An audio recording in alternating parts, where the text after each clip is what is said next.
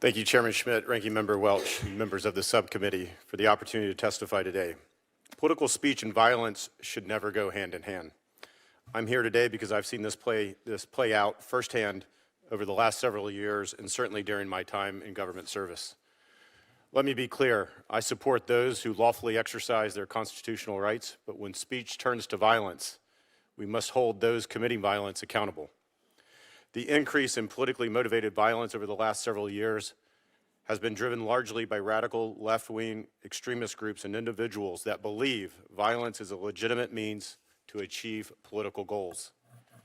A recent analysis by the Center for Strategic and International Studies shows that, quote, left-wing violence has risen in the last 10 years, and left-wing incidents in 2025 are on track to reach 30-year highs.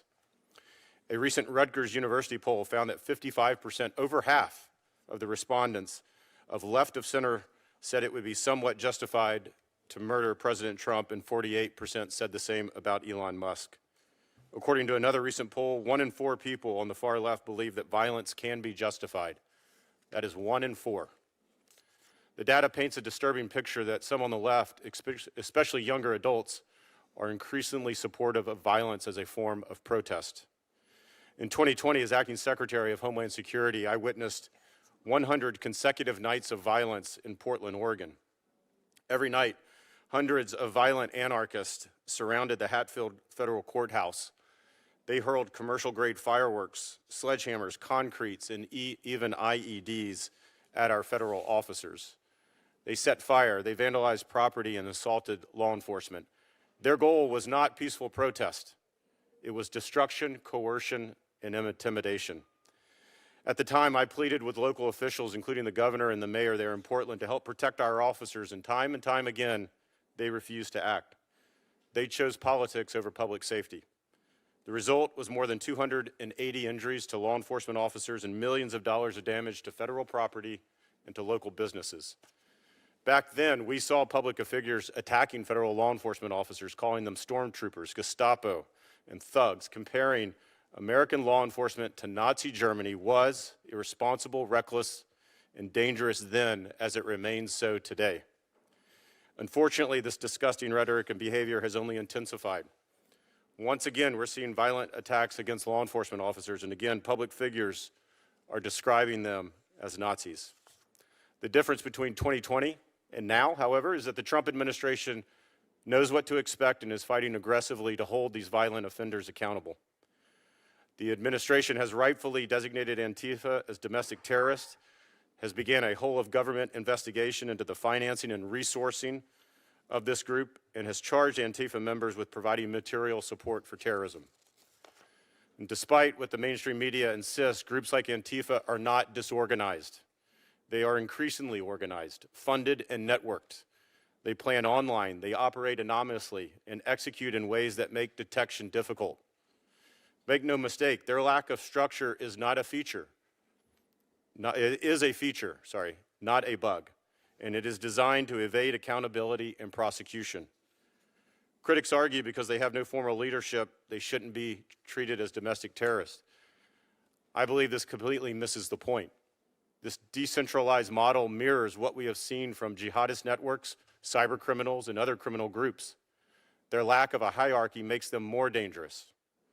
This past summer, the American people witnessed multiple anti-fascist inspired attacks and threats on law enforcement, journalists, and civilians.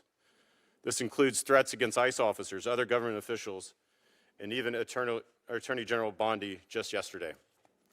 Tragically, this also includes the sickening assassination of Charlie Kirk. I want to state this as plainly as I can. Enforcing immigration laws passed by Congress almost 60 years ago, is in no way, shape, or form fascism. Every sovereign nation has a right to choose who is allowed to legally enter the country. Throwing around words like fascist and Nazi not only cheapens history, but it fuels increasing hostility towards law enforcement, journalists, and ordinary citizens. The rise in political violence presents a grave threat to our constitutional order and rule of law. The federal government has a duty and a responsibility to respond. We must continue to give law enforcement the tools and the resources they need, allow ICE to operate safely in courthouses and jails across the country, increase penalties for those that dox federal officers, and expand joint task forces to dismantle. We owe it to the families who have lost loved ones, including Erica Kirk and others who continue to grieve, to ensure that their calls for accountability are answered and that our nation restores the respect for law and order. Thank you again for the opportunity to testify. Thank you, Chairman Schmidt, Ranking Member Welch, distinguished senators, thank you for your leadership on this critical issue and for the opportunity to testify today. 26 years ago, I took an oath to support and defend the Constitution. I've spent my career honoring that oath as an Army officer, a terrorism researcher, and leading prevention programs at the Department of Homeland Security. It's a lifelong commitment to protect kids and schools, families and faith communities, public spaces and workplaces, and the democratic institutions and freedoms our founders gave us. This isn't about politics or party for me. It never has been. I'm here representing a community of like-minded practitioners, law enforcement, mental health, educators, veterans, who work every day to prevent violence before it destroys families and communities. We're united by a simple belief: targeted violence is preventable, and American communities deserve better than waiting for the next attack. We should all condemn targeted violence. It's tragic, unethical, and illegal. I want to start by acknowledging the threats, the loss, and the fear that too many Americans and too many elected officials have experienced. But we should also not mistake the blame game for advancing solutions. Solutions must be based on data and evidence. Solutions must focus on preventing political violence in the first place, instead of reacting after the damage has been done. And solutions must reinforce our constitutionally protected freedoms, not erode them. To inform policymaking, Congress legislated that the executive branch provide data on terrorism and targeted violence. DHS contracted with START at the University of Maryland to produce the T2V data set, although the administration abruptly canceled funding in March. START data demonstrate clearly that violent events do not fit neatly into any one ideological category, and that there has been an alarming increase in attacks and credible plots in the United States, including over a 2,000% increase in mass casualty plots since the early 1990s. We average more than 2.5 attacks and credible plots per day in the US, and over 50% of them succeed. They occurred in over 1,200 US towns and cities. This year, compared to last year, terrorism events are up 67% and fatalities are up nearly 150%. Americans are dying from ISIS-inspired, white supremacist, anti-Semitic, anti-government, anti-vax, anti-law enforcement, and nihilistic attacks. So these data highlight 3 challenges that we need to solve for. The volume problem. With 2.6 events per day, we are at risk of accepting targeted violence as inevitable. It is not. It is preventable. The structural gap problem. These plots succeed 55% of the time. The structural gap is due to appropriate limitations placed on criminal justice investigations to protect privacy, civil liberties, freedom of speech, and freedom of association. So we can't fill the structural gap with criminal justice-only solutions and maintain the freedoms enshrined in our Constitution. And third, the reality is that targeted violence manifests in many different forms of terrorism, hate crime, and school shootings. Any approach that only addresses one manifestation will be both operationally ineffective and fiscally inefficient. At DHS, I led prevention programs that partnered federal resources with local teams, sheriffs who knew their counties, schools who knew their students, mental health professionals who knew their patients, pastors who knew their congregations. Local Americans protecting local communities. This allowed us to engage in early interventions that addressed all of the challenges I mentioned. Volume, we supported nearly 1,200 interventions for people on the pathway to violence. 0 committed violence while in the program. We filled the structural gap and bridged to public safety. In 94% of the cases, the individuals received support from mental health professionals, social workers, or other helping professionals. 6% were referred to law enforcement. Most of the individuals, 70%, were not yet self-medicating on any one specific ideology when they came to us, just angry, isolated, and struggling. And yet, without indexing our programs on any one ideology, the intervention succeeded across all ideologies, making this approach both effective and cost-effective. Nearly 1,200 people at risk of hurting themselves and others. But before families had to bury loved ones, we invested in prevention instead. Political violence threatens our constitutional order, but not just the violence, also how we respond to it. Whether we choose to do what works, quietly investing in scaling up prevention efforts, or we feed political polarization that makes Americans less safe and erodes our Constitution. Americans deserve, and the Constitution demands, the former. Thank you. Chairman Schmidt, Ranking Member Welch, and all the members of this committee. The ranking member suggested that we condemn political violence, which surely we must all do. But then he suggested that we not try to pinpoint exactly which side the violence comes from. This seems to me confusing and misbegotten, as one cannot solve a problem if one does not know where the problem lies.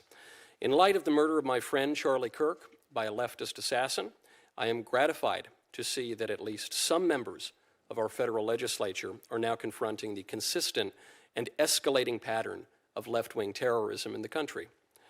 Lest I be accused of partisan invective, on September 23rd, no less an emblem of American liberalism than The Atlantic magazine published an article citing a recent study from the Center for Strategic and International Studies, admitting that the left is more violent today than the right.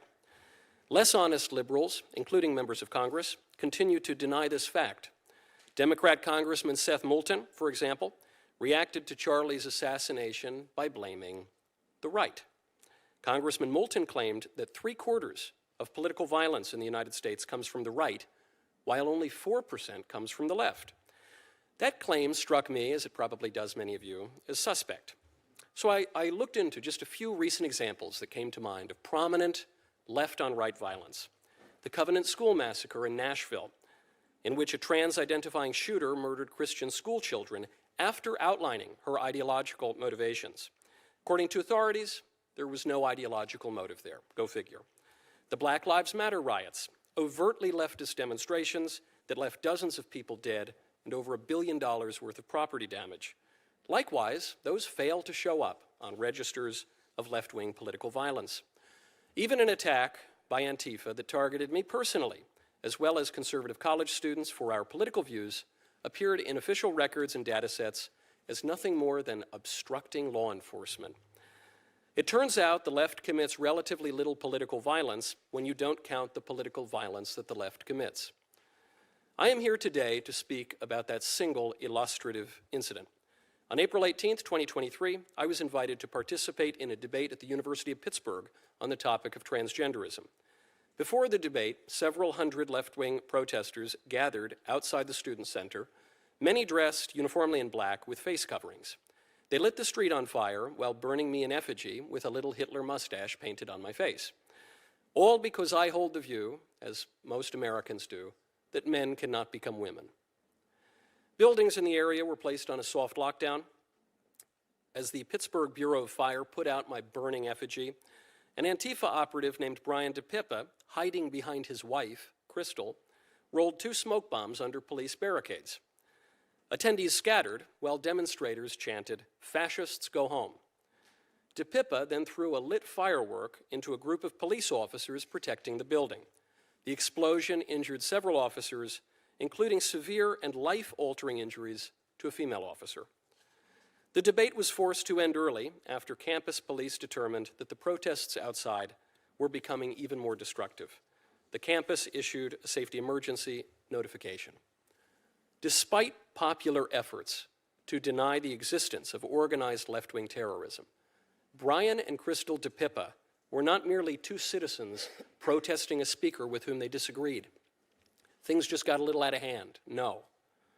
They are members of an extremist cell, a cell that meets at an anarchist bookshop, the sort of venue that operates as training grounds for left-wing terror attacks.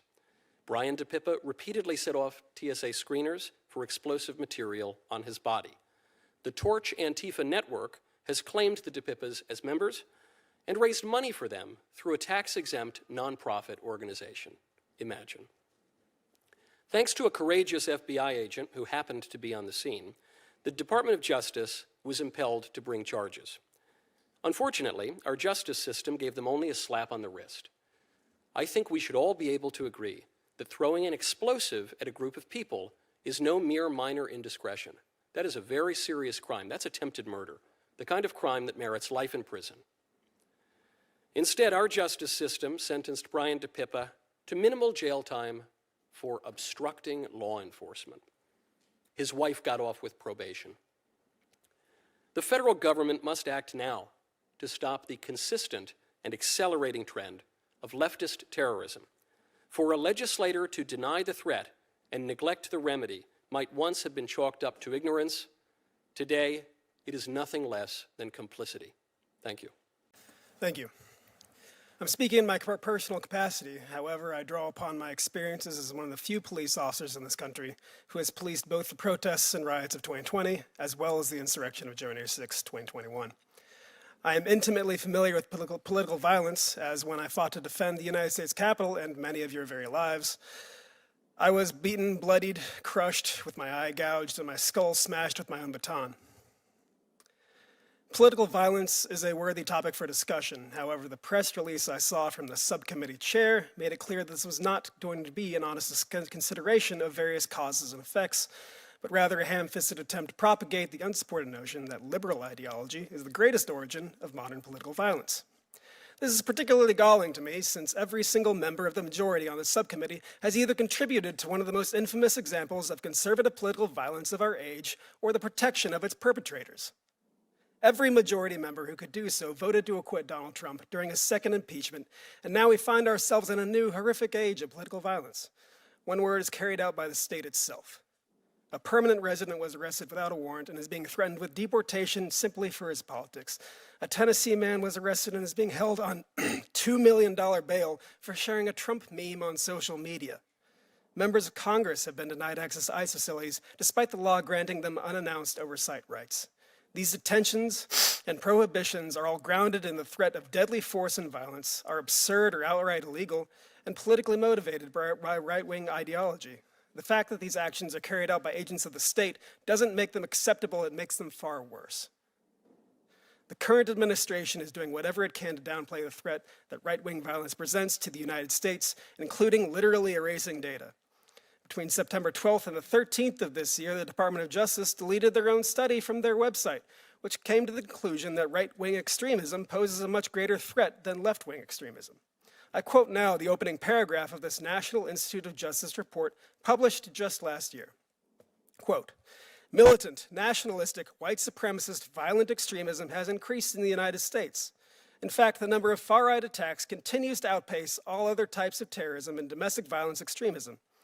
Since 1990, far-right extremists have committed far more ideologically motivated homicides than far-left or radical Islamist extremists, including 227 events that took more than 520 lives.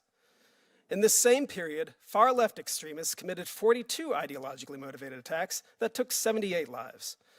A recent threat assessment by the U.S. Department of Homeland Security concluded that domestic violent extremists are an acute threat and highlighted a probability that COVID-19 pandemic-related stressors, long-standing ideological grievances related to immigration, and narratives surrounding electoral fraud will continue to serve as a justification for violent actions.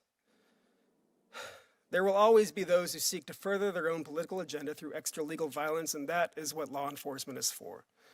But to reduce the risk of the population at large from falling into radicalization, the solution is simple. It's unfettered democracy. One of democracy's greatest assets is how, when unsullied, it provides a mechanism for everyone to have their voice heard.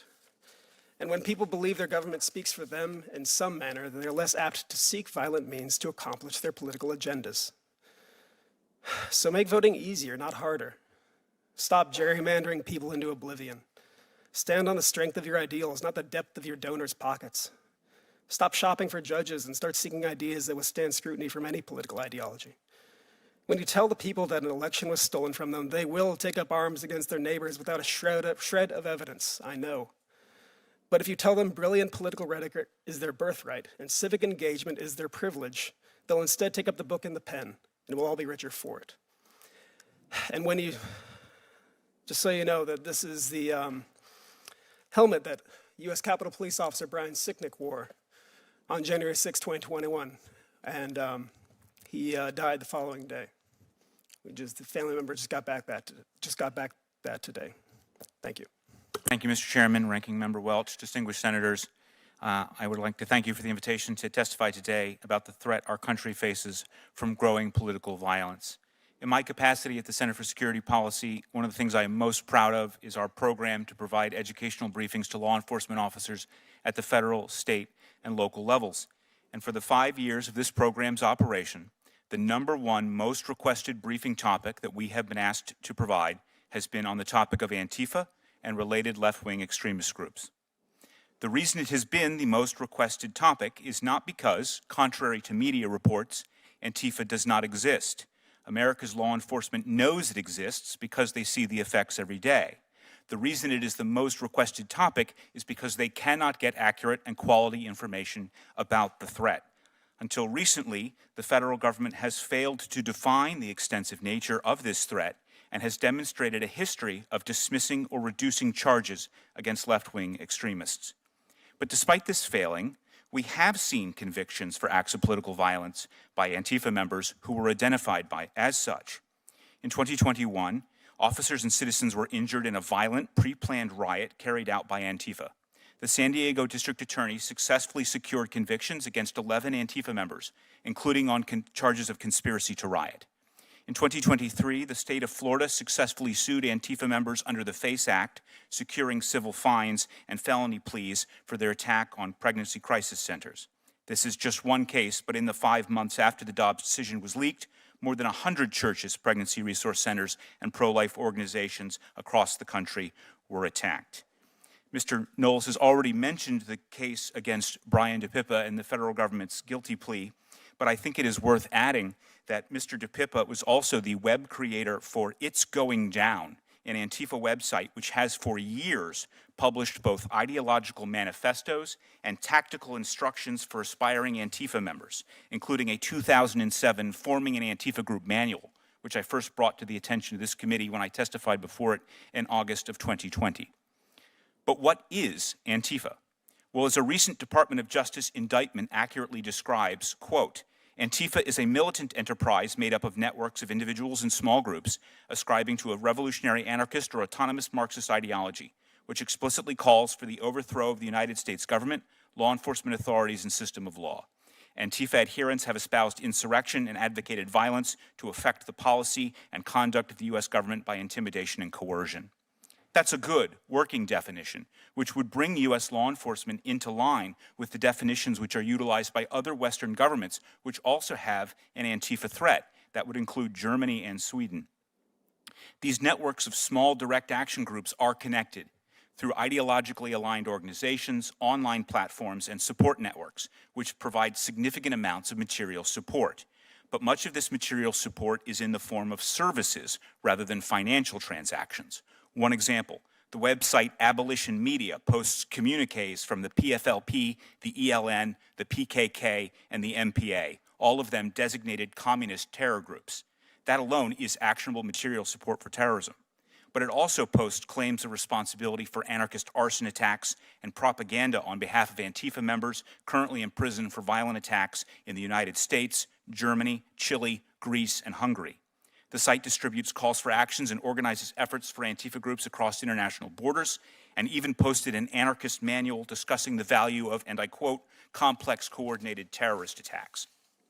If this site were promoting and advocating violence for al-Qaeda, there would be absolutely no question in the minds of U.S. authorities that it serves as a media arm for a terrorist organization. According to a recent article by journalist Hudson Crozier, Abolition Media is just one of 100 such websites hosted on No Blogs, a blogging suite provided by the Italy-based Autistici Inventi collective, which provides websites, emails, digital encryption tools to Antifa and related left-wing extremist groups, all while hiding their personal data from law enforcement. Very similarly, the International Antifa Defense Fund has distributed over $250,000 to 800 Antifa members across 26 countries, including not just for legal support, but up to 20% has gone to security improvements and emergency relocation costs for Antifa members. It would be a reasonable avenue of investigation to determine if funds have gone to help fugitive Antifa members avoid arrest. I look forward to working with the committee on ways U.S. policy and legislation might address the threat posed by Antifa and related left-wing extremist groups.